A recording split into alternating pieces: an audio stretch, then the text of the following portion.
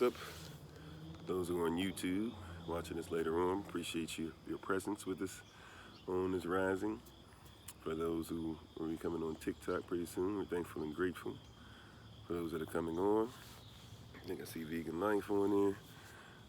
And some others who are going to be joining us, thank you for being with us. We appreciate your presence. You taking time out of your great days to be with us. And we're appreciative of you being on. I can't tell numbers wise who's on and who's not anymore, since numbers kind of get lied about on TikTok from time to time. We're thankful. Hello Jasmine, how you doing? Grand Rising, Sister Sonia, Minister Tamara, I see you on there. How you doing?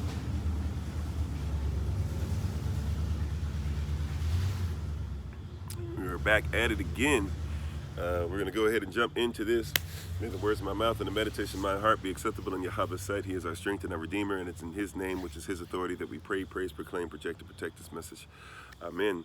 Thank you all for being on. I think I saw Sister Shantae sharing the live. We appreciate it. Big Brother Thomas, hello, how you doing? We give all honor to the Most High, Yahweh Elohim, who is Abba, Yashvah, Ruach HaKodesh. We give honor to him for my wife, the Honorable Maya, Bloom and Flourish. You can follow her on TikTok, YouTube, and her website at Bloom and Flourish, not A-N-D, but the letter N, Bloom and Flourish. I call her the Honorable Maya or the Honorable Bloom and Flourish, the Honorable Minister Maya, whatever it is you want to call her, because she lives a life that is able to be honored. I also honor him for my family, for our children, for our community, for our children in Adon or in the Lord, so to speak. Some people do that, even though that's not really how we function as pastors. If you guys have been with here long enough, but we appreciate you. We thank you so much, and we honor you. We really do. We take time out to be before you this rising, and what we're going to focus on. And as I said, we're going to jump right into it. We're going to focus on this rising is simple. And for those who are on YouTube or are going to look for things on YouTube, we have 2 videos we need to upload because of traveling issues. I wasn't able to upload the videos. They should be uploaded by tonight, by the time I come on live for our 7 o'clock p.m. Eastern New York time session. So we'll deal with that. But I want to get straight into our topic, which is basically the medicine. Now, the medicine is what I put on TikTok because you can only put so many words in. Basically, I want you to look at this. You can tell what the problem with somebody is by what is prescribed. All right, that's a long thought process, if you will. That's a long title. That's a long motif. However, that's really the context and the facts that will be being brought together. Is you can tell by what the medicine is, or the food, because food is supposed to be medicine, not just something you enjoy, right? So whatever you eat is supposed to be something you're prescribing to your body. So you can tell whatever somebody's problem is simply by the food they eat, right? Now we could go another way with this too, as far as some of our problems that we're going through, maybe even including the one I'm going through, who knows, that when people are sick, sometimes that can simply be because, hey, we know what you're eating. And if you weren't eating certain things, you wouldn't be getting certain things, or at least you wouldn't be dealing with certain things but so long in your life, right? You can talk about that physically, you can talk about that emotionally, etc. Yeah, Yashvah does love us. I appreciate that. Thank you so much, Landon. So I'm on the East Coast. So long story short, we are in a position to where people are sick, people are dealing with things. And so if you want to know what's going to make somebody greater, or make somebody feel healthier, all you need to do is figure out what they're prescribed or what you need to prescribe them, okay? So if we're talking about the Most High, if we're talking about becoming the greatest eternal self that you can be, if we're talking about going to the next level in eternity, if we're talking about breaking chains, breaking generational curses, if you're talking about going to a higher level, going to a place where you don't have to work all these long hours and do all this stuff, or whatever you're doing is because you are doing what you are called to do, what you've been elevated to do, what you feel like doing, what you need to do, therefore you are putting in the effort to do, right? You will do it when nobody else wants you to do it. The question has to be, what is it that the Most High gave as medicine? The Most High saw this sickness, you would call it sin, right? So the sickness was sin. So what did he prescribe? In other words, if we be honest, whatever the Most High prescribed for us is more important Hear what I'm about to tell you. Whatever the Most High prescribes for us is basically more important than the sickness, because whatever he prescribes supersedes or takes over, even conquers, if you will, or for those of you who like that word, whatever the prescription is designed to conquer the sickness.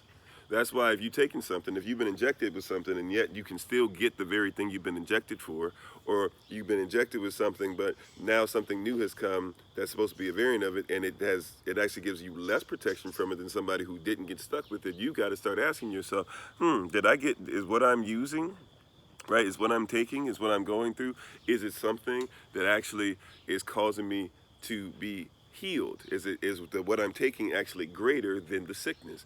So if sin is the sickness, then you got to ask yourself, what was prescribed for sin? Sin just means to miss the mark. If I'm continuing to miss the mark, if I'm aiming for the target, see, people think we make this so mystical sometimes that it's no longer practical. If sin is simply me missing the mark, but I'm aiming for the target, I'm aiming for health, I'm aiming for wealth, I'm aiming for breaking of generational curses, I'm aiming to be able to start my business, I'm aiming to feel great about myself, I'm aiming to break out of this depression, I'm aiming to make sure that I get to the next level, I'm aiming to do all these great things, right? But if I'm aiming for it and I keep missing the mark, then I need to start asking myself, what have I been using, or as far as medication, what is it that I've been feeding my body or feeding my path to reach the next level?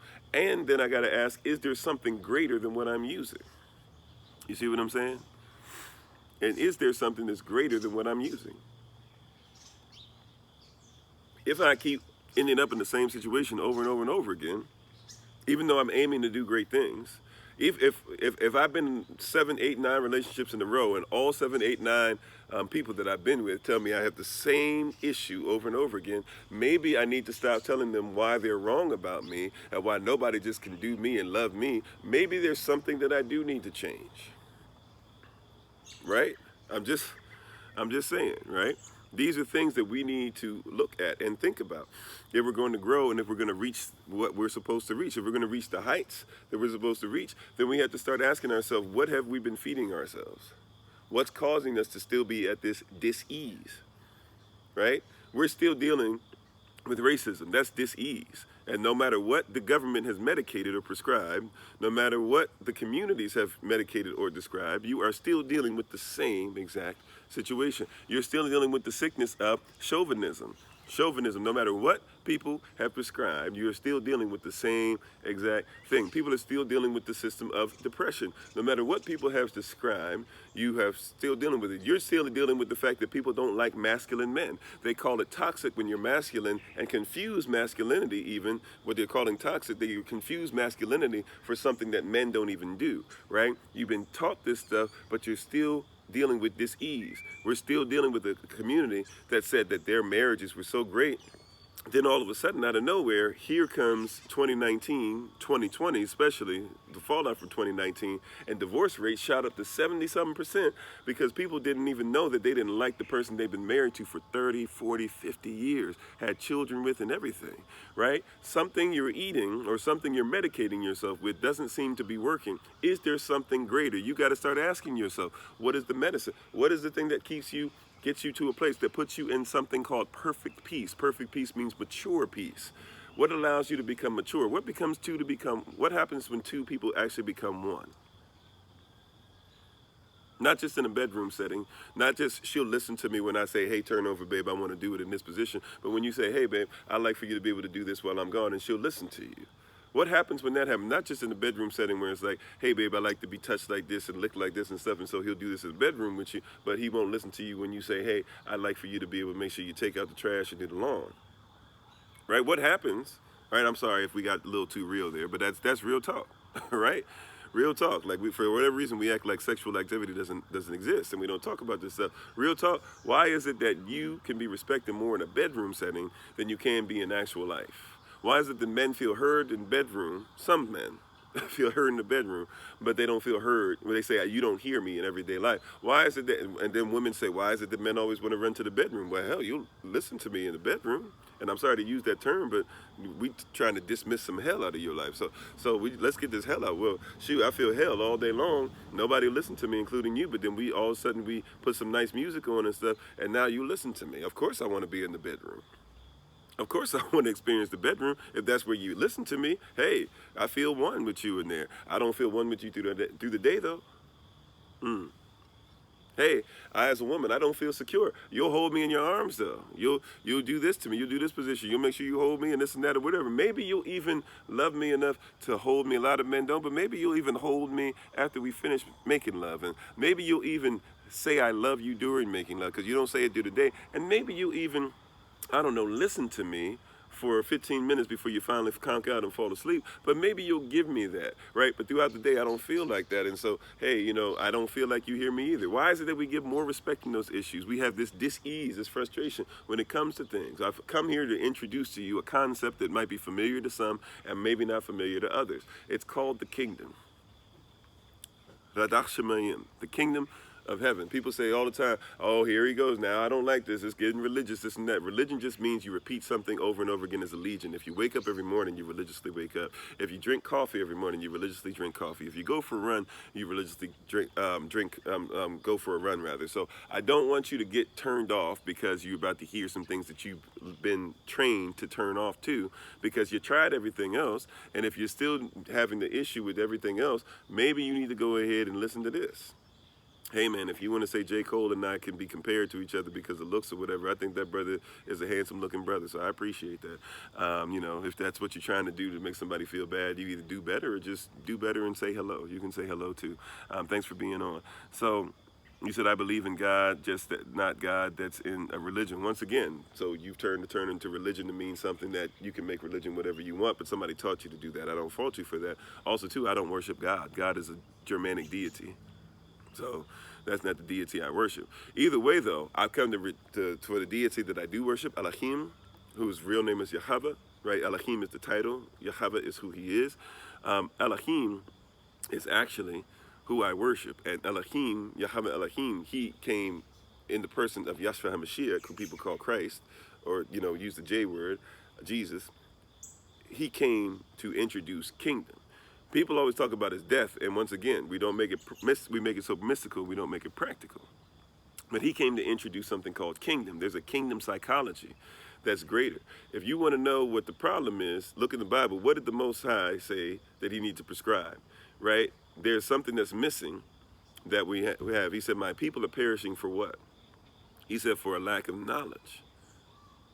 And it's not just that you don't have knowledge available to you. He said it's that you have rejected knowledge. That's what he said, right? Thank you, Ransom. When you said, Kathy said, how do you feel about these men attacking women, trying to hurt them, and how can women tell the difference? I don't know exactly what you're talking about. I guess you're saying, how do I feel about, because here's one thing I would say, Kathy, even before I get into that, in all honesty.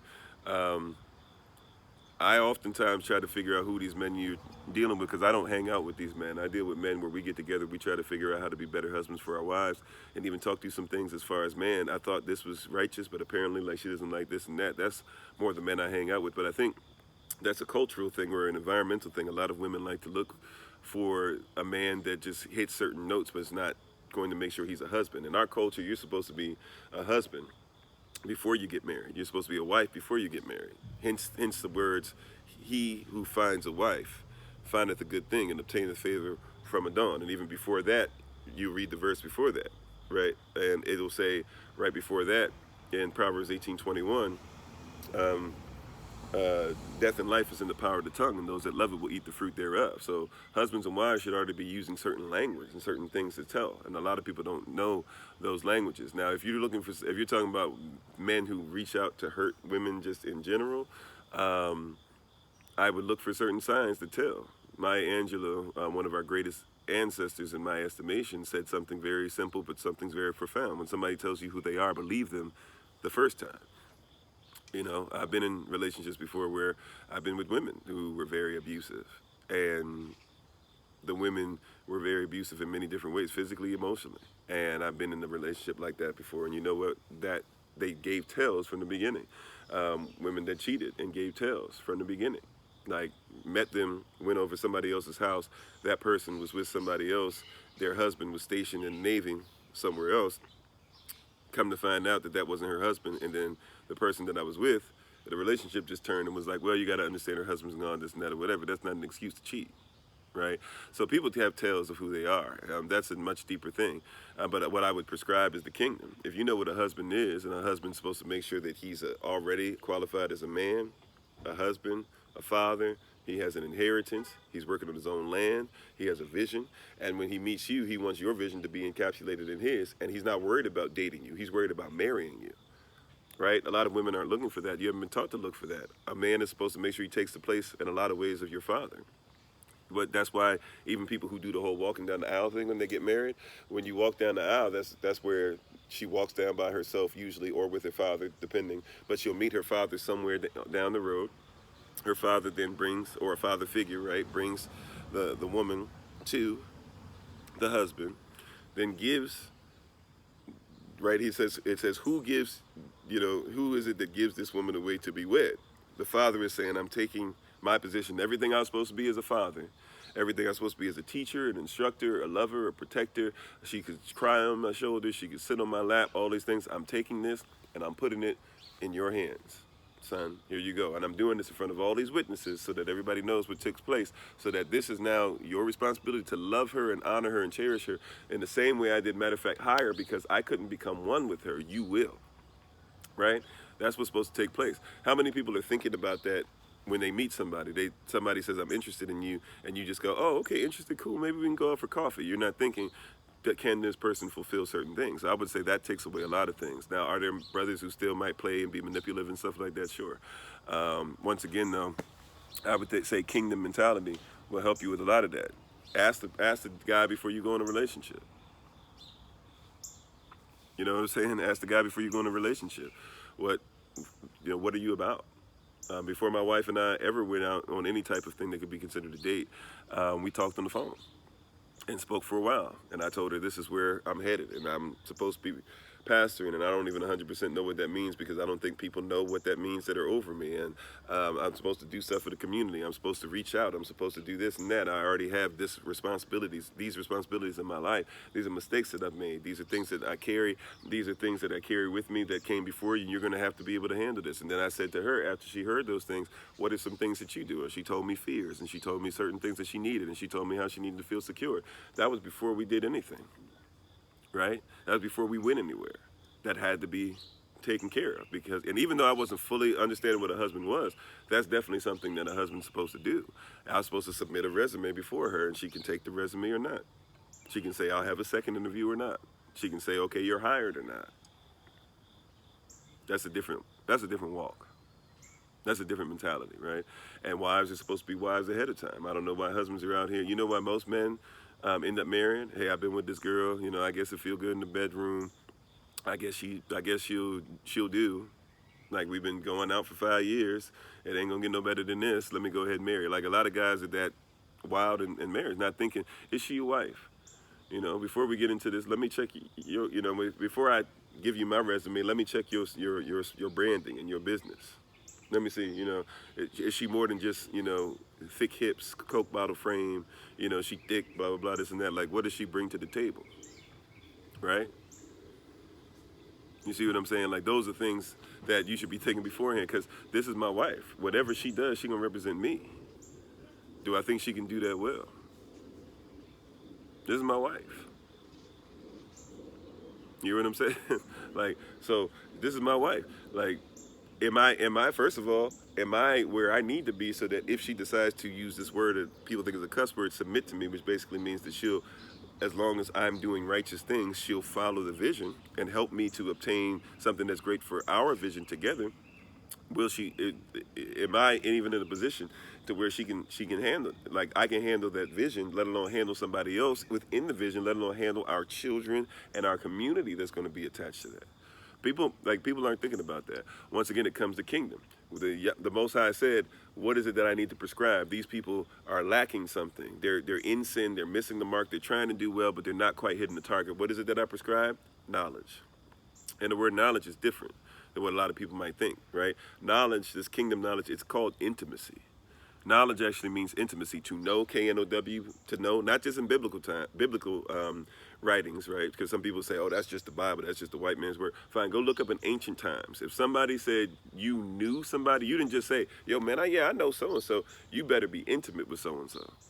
Like people would say, I know my wife. Like to know was a very interesting, like to know now, we're just like, oh yeah, do you know this? Do you know that? We just throw it out there. No, to know something means I'm intimate with it. I live it. Do you know that woman? Yeah, I know that woman because that woman's my wife. I don't know all these women. I'm aware of such and such. If somebody says, do you know Jamie? I'm aware who Jamie is. Yeah, I don't know Jamie though. Jamie's not my wife. You see, like that's the level. We just throw around words, which is why we have an issue. We don't even know how words work. Our etymology is broken. Our etymology is all over the place. Yet we're trying to preach sermons and teach things and sign contracts and look at constitutional values and rights and talk about what we're going to do for the community and all these different things. Like, if you don't know what you're talking about, if you're not intimate with what you talk about, then how are you going to get to the next level? I'm sorry, somebody tried to hit me with something. It looks like, was it, can you tell me what your Bible says about pain and how to understand and accept it? Okay, well, I can tell you about what the Word says, sure. What I believe to be my Bible, which is probably a lot different than what you might think it is, but nevertheless, we'll leave that there. My Bible talks about things as far as making sure that you eat correctly. My Bible says things as far as letting go of things like pork or not mixing milk with certain things or whatever because it actually harms the body. My Bible says that the herbs are there for the healings of the nation. So you should probably study the herbs to be able to see what that is. My Bible says as far as when it comes to pain tolerance, to make sure that you comprehend what it is that's going on with your body and to go different places. My body says that do you not know, are you not intimate with, so do you not know that your body is the temple of the Most High? If the spirit of the living Elohim is supposed to be inside of it, then you should probably protect what it is that has the spirit inside of it. The word soul, which by the way is where you get your word psyche from, or psychology, psyche in the Greek, means psychology. It means the soul. So ology, psyche, or ology, psyche, psychology means the study of the soul. If your soul, which attaches the spirit to the body, is inside of you and people study it, then you should probably make sure that you protect the very thing that you're allowing people to go inside of and study. Matter of fact, things in your psyche or your psyche, your soul, scientifically has been proven to where if I feel a certain way about something, I will probably manifest things. If I'm stressed out, I might start having issues with feeling tired. If I'm stressed out too much or I can't forgive a lot of things, I hold on to things, I might get cancer. If I'm having a lot of stress, I might have a heart attack. If I'm carrying too much on me, sometimes people get hip issues. The things that you think manifest into the things that you are. So as a man thinketh, so is he. That's in the Bible as well. So yeah, the Bible says a lot of different things. As far as you said, I'm not answering the question.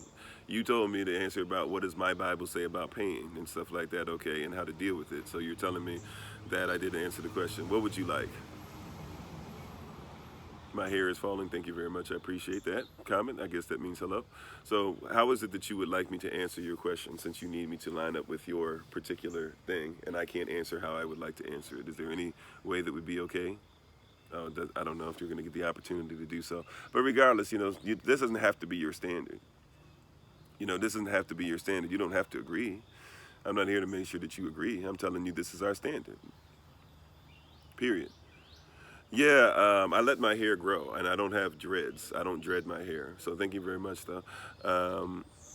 So at the end of the day, like, it's about kingdom mentality and all this stuff. Some people will come on, oh, this doesn't work, blah, blah, blah. Please answer my questions about prescriptions. Please, please, please. Okay, I'm a human being. I can't answer every single question that's on here, all right? If you would like to have a question that's answered, what you can do is you can put it in the question mark box, and I will get back to it as soon as I can. But I'm not able to answer every single thing, all right?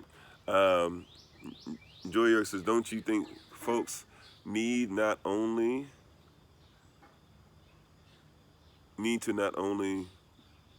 then more of a statement, folks do not read there. I'm not sure. Said the knowledge of the word, what do you read?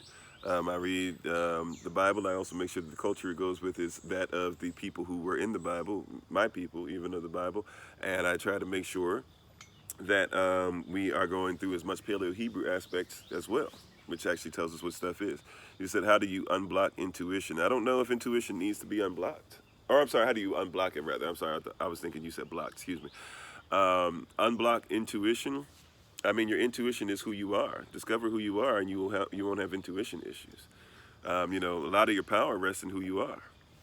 People have been so busy trying to tell you who you're not. We talked about this yesterday. I'll make sure that this is posted on the YouTube channel.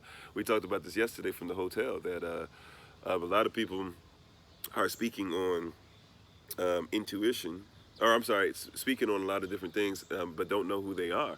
If you don't know who you are, you're not going to be able to even use something that we would call intuition, or your spiritual guide, or your spiritual nature, or I feel this way, or I feel it in my gut. These type of things. You got to know who you are. If you can't think as who you are, then what would you worry about, right? Or how do you become better? Somebody asked the question, what are the signs of a physical abuser? I mean, look at somebody who has to be in control of everything. People who are in control, like a lot of people aren't great leaders. People think that leadership means that you control people. That's why people like Michael Jordan and Kobe Bryant and stuff like that, and they say, well, Michael Jordan became a billionaire. They both won a bunch of championships. Kobe Bryant did this and that or whatever. So therefore, he must be, they must be the greatest people, not just the greatest players, but the greatest people, which isn't even true. They're both not the greatest players of all time. I'm not even talking about LeBron James. I'm talking about look at other people who played before them. Then people who don't like history, don't do study. They're both not the greatest players of all time, and they're both not the greatest people of all time. Kobe Bryant cheated on his wife, legendarily so, right? To where like he got in trouble with that white girl that tried to say that he raped her because he not only cheated on his wife, but then did a little young white girl in her behind, anal sex, right? So like, this is, you know what I'm saying? Like we put these labels on people because we like them or whatever, but people think you're supposed to control people. You never control a person, you control an environment. If you can control an environment well, people want to come in your environment and be leaders in your environment. So if I find somebody that's controlling of every little thing, so for example, if you ever, anybody who's ever, back in the day, I've worked in fast food, stuff like that, right? I've worked in restaurants, I've managed restaurants before, I've done different things of that ilk. I've been in the United States military. I've had a lot of different experiences. I've been a musician. I've worked for churches. I've worked for different organizations. I've worked. I still work now as a teacher, as a pastor, whatever. I've had a lot of different things that I've done in my life, and a lot of places I've lived all over the world.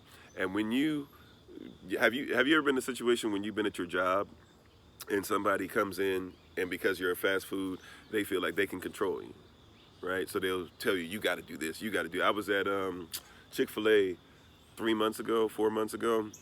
And some guy got out of a truck and came at one of the people who was serving and started telling the person like, basically like, thank you, my pleasure, because the person apparently didn't say it or didn't say it the way the guy wanted him to say it. And so the guy was like, yeah, I go to your boss right now and I get you fired. Now he couldn't have got the person fired, but the guy apparently doesn't have control in his life. He got this nice truck, had nice clothes and everything, but he likes to control people. So what I could tell is that he thinks that controlling people is righteousness. He also thinks that controlling people, he probably doesn't, this is usually what happens, psychologically speaking. Usually he doesn't have control over his life. He might have been losing money or might have been like, I got to keep this up so I can keep up appearances. I got to work 2-3 jobs to keep appearances. Maybe my wife doesn't listen to me the way I want. Maybe my children aren't doing what they're supposed to do. So I can control this person. So I'm going to take everything out on this person because I have no control over my life. Right? That's usually how that happens.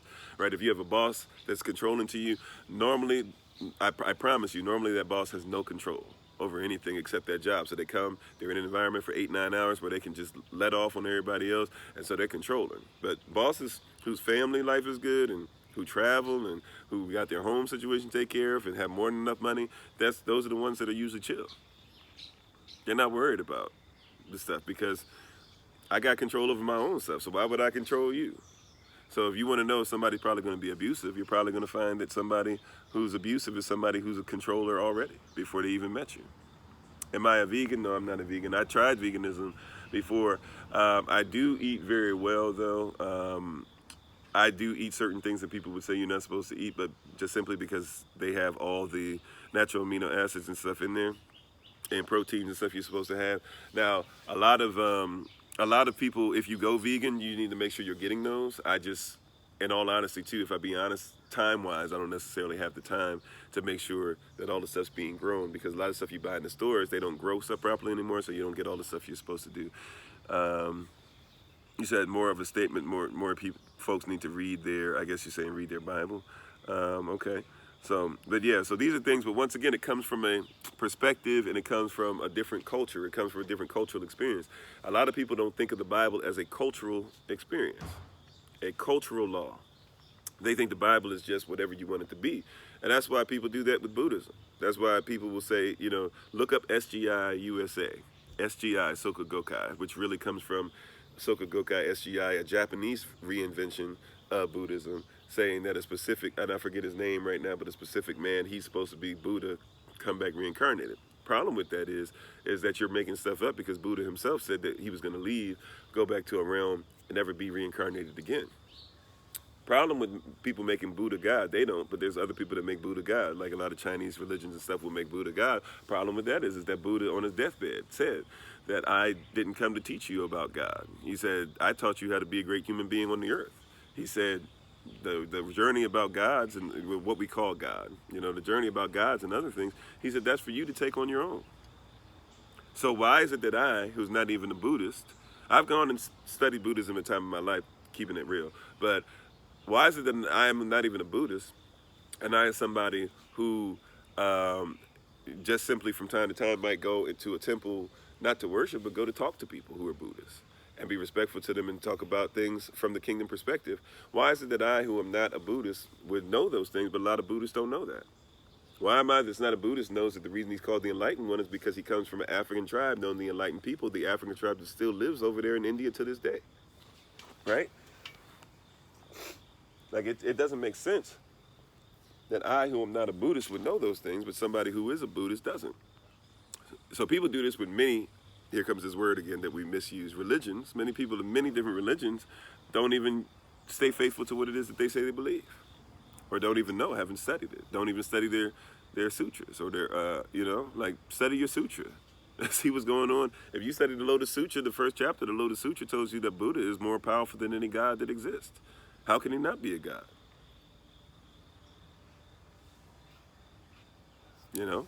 So these are just things that are there, So how many different books have I read about religion? A lot of them. It really doesn't matter at the end of the day. Like, it doesn't mean the books that you've read don't necessarily mean that you comprehend if you don't comprehend the culture of the religion. So we're using the term religion once again off. Religion just means what you repetitively do as allegiance. So you can repetitively drink coffee, repetitively go for bike rides, repetitively hold your wife's hand. So you can religiously do all those activities. But what you mean is, like, is there a specific sect, I guess, or a specific sect, like, as long as you're following the laws of the kingdom. I go back to Shaddai Ramayam, the kingdom of heaven. That's what we talked about. You can tell what somebody's issues are if you don't know what. If you can tell what somebody's issues are by what the doctor or the healer prescribes. If the healer prescribes something, like if the doctor prescribes insulin, that person's probably what? Diabetic. If the doctor prescribes Tylenol, that person probably what? Has a headache or has inflammation issues. If the doctor says that you need to go ahead and take some baby aspirin, what are they probably saying? You probably have a heart attack. It might be minor. Take this baby aspirin. It'll help you so that you'll feel better, right? So for me, it's about following the kingdom of heaven. Now, who is the king? I would say is what you really need to think. What I think about a man having multiple wives, once again, I don't believe they should have multiple wives. And even from a biblical perspective, when people try to twist that, anybody who's had multiple wives has had a whole lot of problems. And even in African culture, by the way, when people try to go back and say, look at Kemet, and look at this, there's a whole bunch of pharaohs that didn't have multiple wives. And the pharaohs that did, the people of Kemet didn't really like it, but they'd be like, well, okay, I guess they're bringing this kingdom with this kingdom. Look at David. Did David have a great time when he had multiple wives? Maybe you could say in the bedroom, but he had a lot of issues that came out of it. Look at Solomon. Solomon had a lot of issues. He's looked at as something that wasn't one of the wisest moves he ever made, right? Look at even Israel. Israel, who came out of basically 4 different women, but they tried to even attribute it just to 2 different wives. But it was 4 different wives technically that 12 children came out of. Like, there's a lot of issues that came out of that. The Bible even said Abraham having, it was Sarah's idea for Abraham to get with the maidservant, and Abraham did it and had issues with his wife until the day he died, until the day she died, and even after she died, to the day he died, because of it. So having multiple wives at the same time is not something that I see the Bible ever expressly says. Even Yeshua HaMashiach, asked about the question, says that was something that Moses came up with as far as even divorce. Having more than one wife in your life was an idea that Moses came after because men were abusing their women and finding whatever reason to throw them to the side, sometimes even kill them just so they could have another sexual experience or have another wife. So he said to protect them, Moses, with allowance of the Most High, Moses came up with a law that would protect women, but it was never supposed to be like that. Now, there's some people on here would disagree, so I'm not on here to try and talk about this, but I'm talking about kingdom perspective. You're not going to find a scripture that says specifically like, yes, you're supposed to have this many wives. You're not going to find a scripture that says, yes, make sure that you are having as many wives as possible and that you're loving them unconditionally and stuff. The Bible talks about becoming one with one person. And once again, what did the Most High prescribe? What's the idea of marriage? Marriage is sex, by the way, sex and marriage. That's why, to this day, if you were to go ahead and get in a relationship with somebody, right, and you were to have a relationship where you had children with somebody, right? Well, not even that, but you get a relationship, you guys get married, you go down to the office, and or the office, the court, right? And you want the court to go ahead and say, yes, here's our marriage, or give us a marriage license. And you get married, get the marriage license. Let's say 6 months later, you go before a judge. You go before the judge, you say, man, my wife and I, we haven't had sex the whole time we've been together. The judge look at the wife, is this true? The wife says, yeah, we haven't had sex. Judge looks at the man, you know what he'll do? Marriage annulled. You know why? Because if you don't have sex, it's not considered to be marriage. So all this sex that you're having, they won't tell you this, even though legally this is the case, but you're basically having false marriages out here, or having marriages and this and that. Then you're trying to figure out, man, why when I have sex with her? Why would I have sex with him? Does he want to do this? He should have known this was a one-time thing. You weren't engineered. Your body's not engineered to do that. Your body's engineered to be with that person forever. Right, forever. Your DNA is enlarged, whether you wear a condom or not. Your DNA is with the person forever. So you have to make peace with that, right? So, anyways, though, when somebody talks about having multiple partners or whatever, even law requires that. Hey, that's your one. I know other laws in other countries would say different, blah, blah, but I'm just saying, so that's just the perspective of the kingdom, right? Now, somebody can take that, do whatever they want, say, well, I love this person, blah, blah. Okay, if you're able to equally love one person, which is impossible, I can't equally love my children. Love is an action. But you're saying, I equally have the love for this person. What you're saying is, I feel my emotion because of my belief, which is I'm going to be able to do whatever, which is the culture that comes from, hey, man, shoot, you can... Having multiple women, that's a gain. That's a boss move. That's this and that. There's a lot of stuff that goes into it, right? Anyways, though, okay, thank you for the history lesson as far as Zion being an actual mountain. Appreciate that. How do you personally deal with loss and letting go? I've learned that it's seasonal. There's seasons in life. There's a season coming up now where this tree is, you can see that some of the leaves are slowly discoloring. It's called fall, autumn, fall. Why do they call it fall? Because it's a season where leaves are supposed to fall. Not everybody in my life is supposed to be there forever. That includes some of my family members who I love. I've learned that the hard way, and I used to be the person who, I still am, but I'm more guarded now. But I'm the type of person when I love hard. If you like somebody, like people who can tell you who've had phone conversations with me, we might have a 5-10 minute phone conversation. I'm gonna give you everything. Because when it's time to act or love, I'm going to give you everything I got. So that used to mean that people who were in my life for decades who shouldn't have been there, I kept loving on. But I had to realize it's not healthy for me, and it also is not healthy for them. I'm showing them I'm going to do stuff for them even if they don't deserve that type of thing. And so they start looking for that from other people. And that's not right to teach them that either. But I've learned to deal with love because everything's seasonal. I've learned to deal, the only person, even my children, when people do this weird thing, man, my children, the greatest joy is when my children were born. And you skip over your spouse being in your life. What you're doing is you're saying that my children who are seasonal, right? And people, no, they'll always be my children. I love them forever. Yeah, but your child's supposed to get to a point to where they get married and they leave the house and they take their inheritance and they have their own land and they might not see you for years sometimes, but they still talk to you on the phone and send you letters, right? Because they love you and they honor you and they respect you, but they're not one with you. You're supposed to be one with your spouse, but people can't let go. They don't understand. They're seasonal. My children, I got 5 of them. Love all of them to death. Got a whole bunch of babies that I try to take care of outside of my 5 and let them know that they are loved and give them the father type role that maybe they don't experience, or give them some kind of stability and things like that in their lives. Got a lot of people that I love as children, but guess what? I know that a lot of them that I've seen grow, like, they got to do their own thing. And sometimes it's going to be something that I didn't teach them, but prayerfully they'll come back to what I taught them, but they got to do their own thing. They have to make their own mistakes. They got to see, and then sometimes they text me back, or, you know what, Kofi, You were right about blah, blah, blah. I shouldn't have done all that. I'm sorry. You don't need to apologize, even though I'm grateful that you come back and admit it. Just do righteousness now, right? You see what I'm saying? So it's about kingdom perspective. That's why we said, it says what? The people perishing for a lack of knowledge. He said, how do you love your abusive parents? If your parents were abusive, I don't know if you're saying they are abusive right now. If you're talking about emotionally abusive, physically abusive, whatever. If you've had, look, I had a father, if I be honest with you, and I love my father. I love my father. Hear what I'm saying? I love my father. You heard me on YouTube. You heard me on TikTok. I love me some Warren. That's my father's name. Love my father. Going to see my father this weekend, as a matter of fact. Love my father. My children love their grandfather. Love that man. He showed me a work ethic, a desire. He took care of his wife. He's faithful to his wife so much that his wife died 20 years ago, and till this day has never so much as gone on a date, because he still attaches himself to his wife that much. Love my father. And yet he did some things that went too far, probably physically. Never just beat me just because. Some parents do that, but when he would spank me, he would go a little too far, like to the point where he's, cracked open my head with stuff, done stuff like that. I will fully admit it, that he did those things. I don't know, because I've never required him to have to fully admit anything. I've forgiven him. That's one of the biggest things I would say, is forgive them. That's a kingdom perspective. Forgiveness not only releases the person, but it releases you from a lot of stuff that you're going through as well.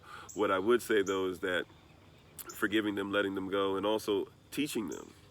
Because come to find out from my mother, before she passed away, she told me as a child, when I was like just fed up and mad and angry and frustrated, she came to me one day and said, your father does that to you because he thinks that he's right.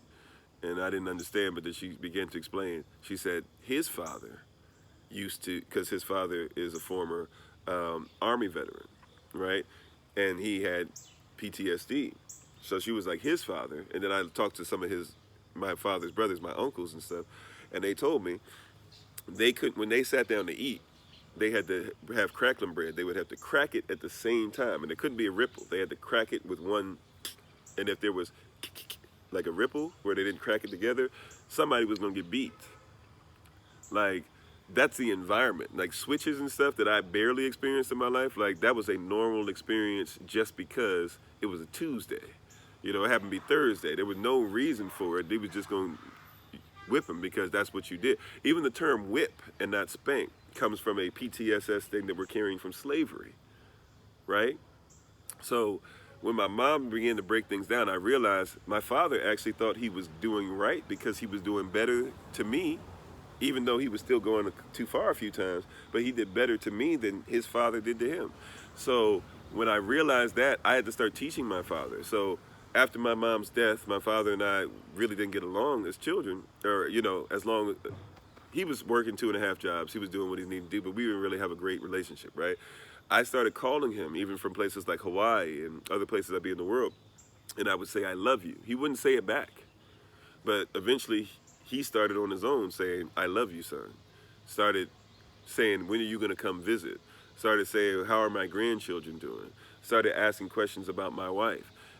He began to do things for me, and then even doing things as far as letting me know as a man that I was all right, and allowing me to even call him. Never had an emotional conversation with him as a child. Never was allowed to really cry and do all that stuff. But as a man, when I was going through, he started allowing me to do those things, right? And so I appreciate him so much. He's a human being. He had to grow. So the abuse, so to speak, and it was abuse. Abnormal usage is abuse, emotionally, physically, whatever. Scared of the man, came in my face, confronted me a couple times because he did what you do in the streets, which is like, I want you to know that I'm the man. You ain't gonna do nothing to me. You can't never beat me type thing. And to this day, I have a healthy fear of my father. A healthy fear or healthy respect is fine, but at the end of the day, he did what he could do at the best of what he knew, the knowledge. Getting back to what the original point of what we were talking about was, right? The original point of everything is what?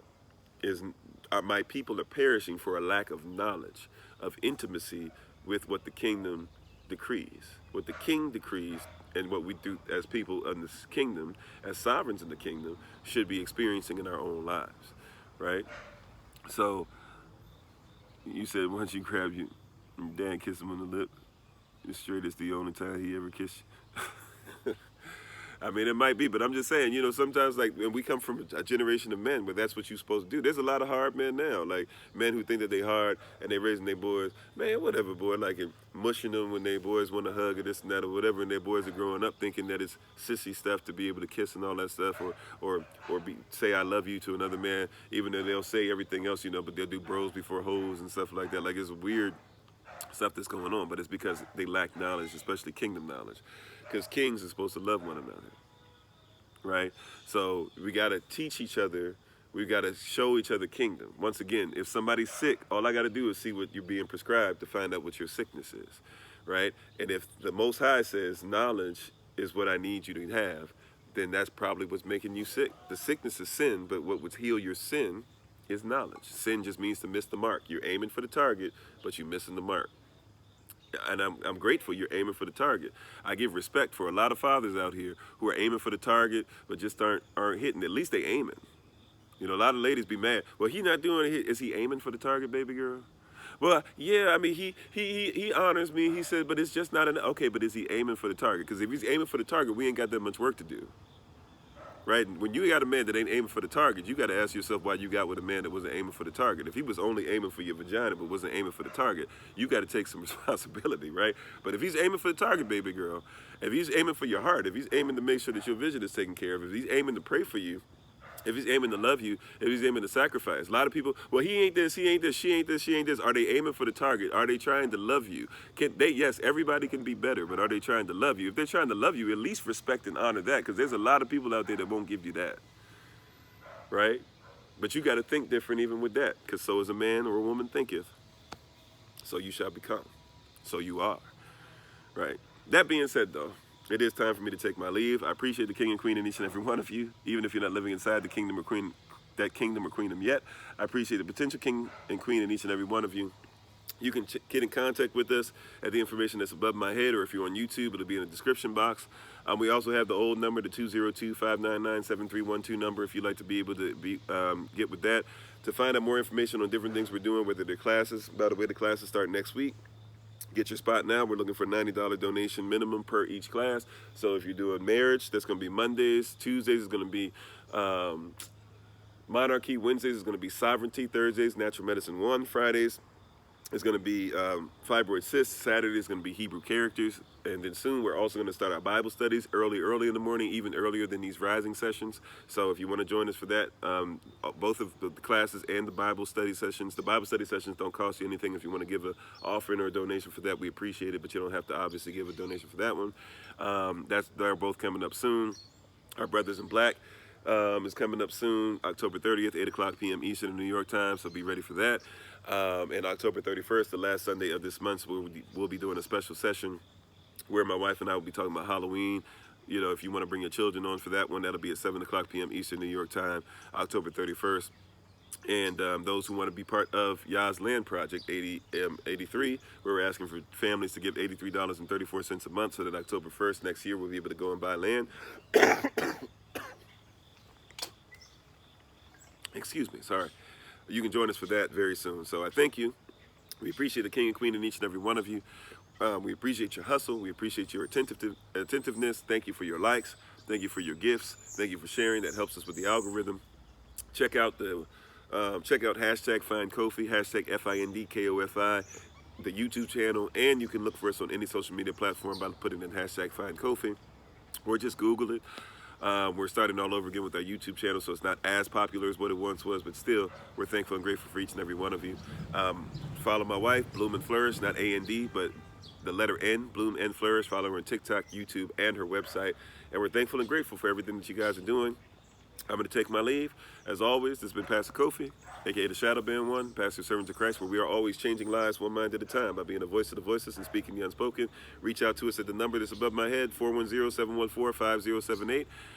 And we appreciate you guys so much. We really do. We're thankful. We're grateful. We're committed. And we thank you for being committed. We'll see you later this evening. If you want to join us at 8 o'clock p.m. Eastern in New York time, or if you want to join us at Shabbat tomorrow, you can join us at 8 o'clock p.m.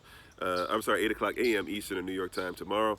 Well, matter of fact, Minister Anais will be giving the word from 9:15 a.m. Eastern to 9:45 a.m. Eastern. Right after that on Shabbat, on the Kofi of 40 podcast for our Shabbat Shalom episodes.